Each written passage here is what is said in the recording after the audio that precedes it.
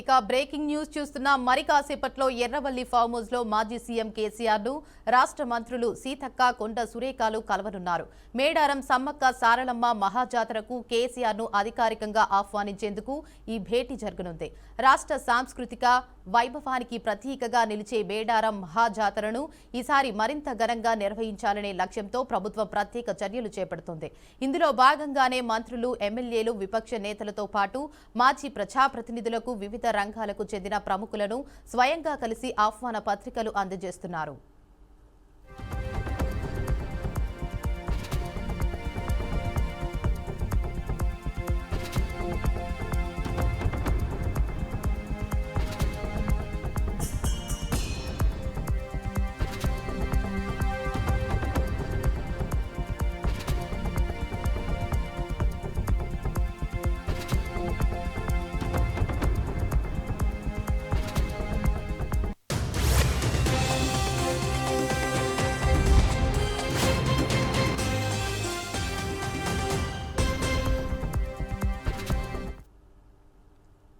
ఇక ఇప్పటికే మంత్రి సీతక్క పలువురు రాజకీయ, సామాజిక నేతలను కలిసి మేడారం జాతరకు ఆహ్వాన పత్రికలు అందజేశారు. అదే క్రమంలో నేడు మాజీ సీఎం కేసీఆర్ ను కలిసి జాతరకు రావాలని అధికారికంగా ఆహ్వానించనున్నారు. ఈ భేటీలో జాతర ఏర్పాట్లు, భక్తులకు కల్పించాల్సిన సౌకర్యాలు, రాష్ట్ర స్థాయిలో జాతర ప్రాముఖ్యత వంటి అంశాలపై కూడా స్వల్పంగా చర్చ జరిగే అవకాశం ఉందని సమాచారం.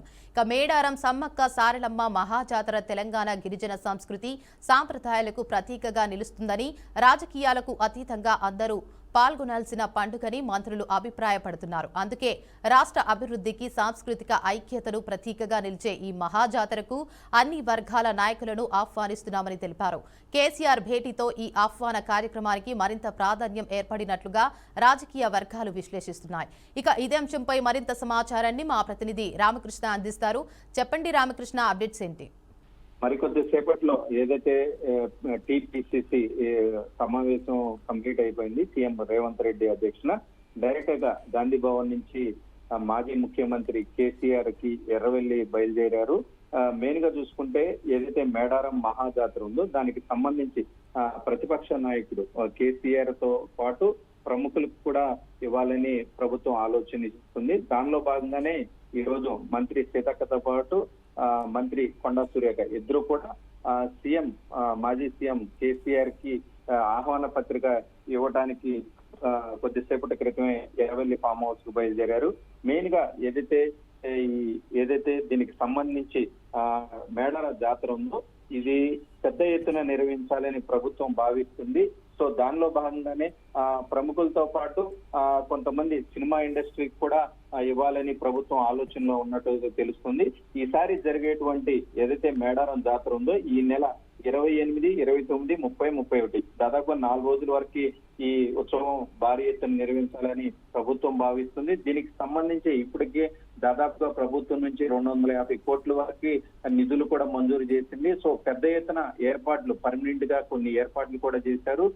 సో ఇది గ్లోబల్ గా మొత్తం డిస్కషన్ జరగాలని చెప్పి ప్రభుత్వం భావిస్తుంది. సో దానిలో భాగంగానే కొద్దిసేపటి క్రితం మంత్రులు కూడా బయలుదేరారు.